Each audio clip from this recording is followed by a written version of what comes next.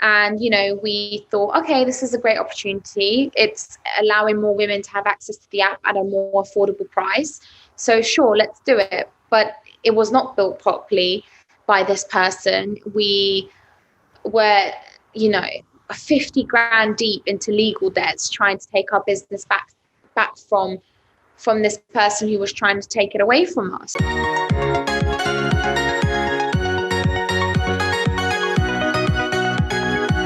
Hey everyone, it's Krissy Cela here, founder and trainer of the Tone Sculpt App. And I'd like to think that I help women sustain a longevity, happy and consistent lifestyle to their fitness and wellness. Krissy, thank you so much for joining me on the podcast. Thank you so much for having me, Lauren. Amazing. So you're such an inspiration. It's so amazing to have you on the show. And I know literally millions of women and men have been inspired by your journey, not just your fitness journey, but also obviously your business journey. And I wanted to chat a little bit with you about that today. I guess it'd be really good to kind of get a little bit of background and context. So a little bit more about kind of how you got into the fitness world, because I know that wasn't always your intended career path. I know that you were studying. And so can you share a little bit more about what you'd plan to do with your kind of professional life? Sure. So I never, ever had the goal, okay, I want to go into fitness. I aspire to, help women understand what fitness truly is. I'm not going to lie, I never really had that goal because I was never into fitness myself. Like my mum and my dad never really encouraged me and my sibling to pursue anything to do with fitness. So I went to university to study law. I studied politics, philosophy and ethics, and also law.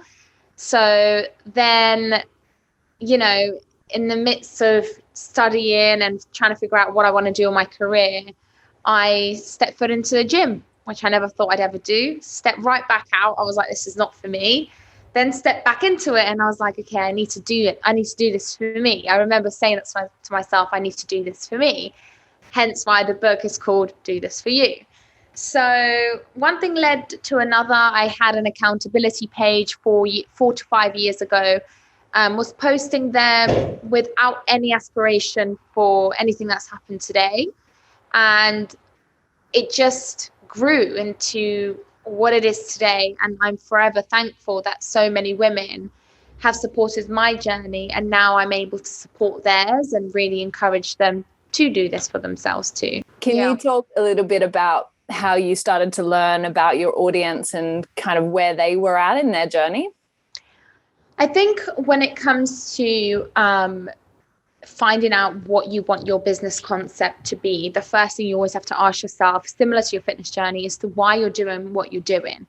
And if you cannot clearly explain what your business venture is and why you're doing it, it will never be clear to your audience. It will never be clear to the community that you are trying to relay the message to.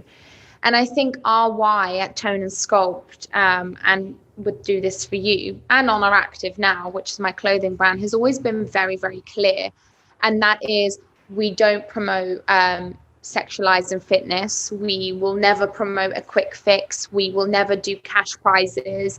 We will never be uninclusive. We will always be accessible. And those messages were very clear from the very start with me as a person and as my company's evolved. And that's something that we will always do. Like, it doesn't matter if the biggest brands in the world are doing cash prizes, we will not be doing that because we don't believe that that's a good enough incentive to get someone to just get up and move their bodies. They need to dive in deeper than just being persuaded with a prize, So I think our values have remained the same from the start to now, and they always will be.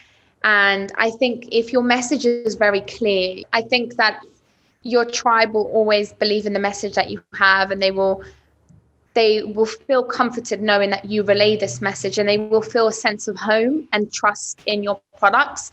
And it's really funny. I don't really necessarily see Tone and Sculpt as a product as such.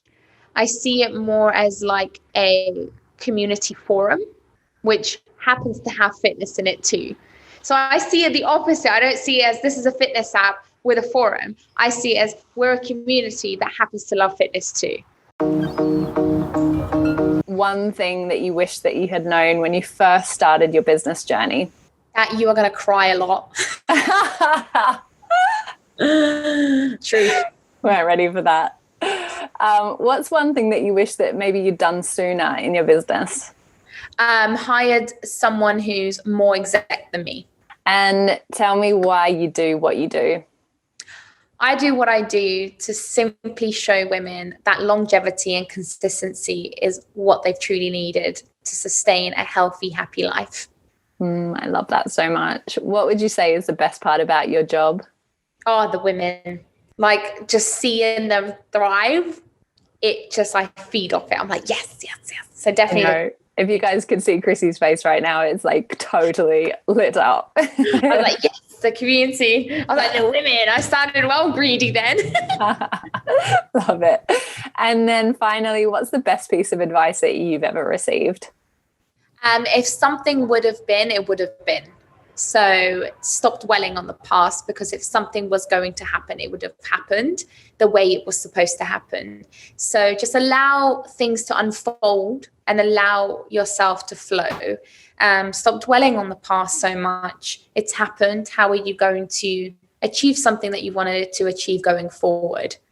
Are there any other, I guess, practical ways that you have kind of built that trust and loyalty within your community that you could share with our audience? But I would strongly say another great tip is to remember who you are and not to try and be something else just because you think that's what's going to get liked.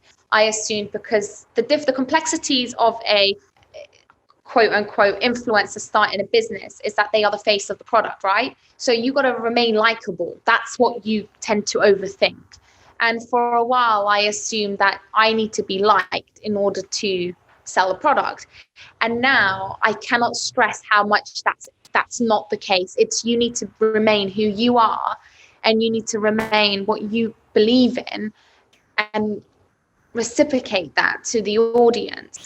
And I don't think you should ever feel pressured to be something that you're not, because it won't last. So I think my community definitely know who I am. And if they were to meet me right now, it would literally just be like, we're two pals. I did an interview this morning and my guest made exactly the same point. She said that if you're not who you are online, then there's a disconnect and it won't be sustainable for you. It's that kind of authenticity piece that is so important when you are the expert and the brand and the business. Yeah, I think the business world is seeing such a complexity now than when it did 5 or 6, 7 years ago.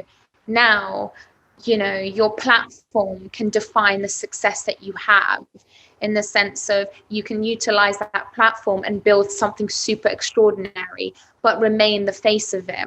I'd love to get your advice, Krissy, for our audience, just around that fear that a lot of experts or coaches or trainers have about showing up and being visible online. Were you always really confident with kind of showing up on camera, or is that something that you've had to really learn? Have there been moments when, you've really not kind of felt like that's easy, or that you could really be on in inverted commas? Gosh, I was so bad on camera. Oh God, no, I was so awkward. And I was really just like, at moments I was trying to be over enthusiastic. And there would be moments where I was just like really dry. And I was like, oh my God, what am I doing? This is so hard. And then, like I said, it's like the penny dropped. And I was like, what am I doing? Like, what am I trying to do? Live a life that's purposely filled with pleasing others and ensuring that others like me. So I think if you're out there listening to this and you really want to start social media and you really want to help people and you really, really, really want to show people how important fitness and wellness is, or with any of the products that you have, I strongly recommend voicing your opinions and allowing yourself to be heard. And you will attract the right audience. You will attract the people that like you for who you are and believe you for who you are. A few times, Krissy, you've talked about we and the business, and obviously you mentioned having a team, and last year it was 2 of you and now it's 27 of you, which is phenomenal growth. Can you tell me a little bit about how important it has been for you to, I guess, kind of fill the gaps in your skill set so that you can focus on being the expert, on being the personality, on kind of leading your community, and have the support you need to build the business? Sure. I think when you open up a company, you have to put your ego aside, and you have to understand that you are not going to be an expert in everything that you do. And you will learn that the hard way, just like I did. I thought I knew everything because I read a book or because I did this. And I did. Truth of the matter is, there are people out there who are so much more passionate than you are about data or SEO search or, developing code. Like, I don't know a thing about code, really. And that's why, for me, when I started Tone Sculpt with my business partner, Jack, we are such opposites on the way we do things. Like, I'm much more of a visionary and so creative, and he is much more of a doer, and he puts processes into place. And I don't interfere with what he does. He doesn't interfere with what I do. And we have that common respect and trust. And you talked before, Krissy, about building a business that maybe doesn't necessarily always just rely on you. I know you made a decision recently to bring on an additional trainer as well. Is that sort of part of a decision to build something bigger than just your personal brand and just you, and kind of grow that brand to represent more? Yeah, I mean, bringing on Danielle Wilson, which is our brand new trainer at Tone Sculpt, wasn't necessarily to ease the pressure off me, because if anything, it's added more pressure, because people are asking why we've brought this trainer on. And it goes back to why we initially put our community first. It's to offer you more accessibility for such an affordable price. Like, I want you to have everything that you need at Tone Sculpt, whether you want to do HIIT performance, whether you need mobility and stretching, whether you need a gym program, a home program, whether you need on-demand classes, which we're launching with this week, by the way. It's one of those things where I'm not the star of the show, you are. So let me. I love that. Do you know what I mean? Let me cater for you. I'm your trainer. So I want to offer you with the accessibility to have different types of training from really enthusiastic trainers that just want to help you. And bringing Danielle Wilson on was by far one of the best decisions I've made in my entire life, because she is so inspired to help people. And that's the type of people you need. And trust me, it's very hard to find trainers who truly just want to help people as opposed to just pocketing money. You've mentioned that, you've made a lot of mistakes along the way. Can you share a little bit more about your kind of journey with failure, or, making mistakes, getting it wrong, and maybe any specific examples that you remember where you could share kind of how you overcame setbacks in your business? Course. I mean, when we first started Tone Sculpt, we outsourced a secondary company, and we didn't know that we could build everything in-house with our own developments, our own coding, servers, software. And, we thought, okay, this is a great opportunity. It's allowing more women to have access to the app at a more affordable price. So sure, let's do it. But it was not built properly by this person. We were, 50 grand deep into legal debts, trying to take our business back from this person who was trying to take it away from us. And we had to learn the hard way, and we could have lost Tone Sculpt completely if we didn't persevere as business partners.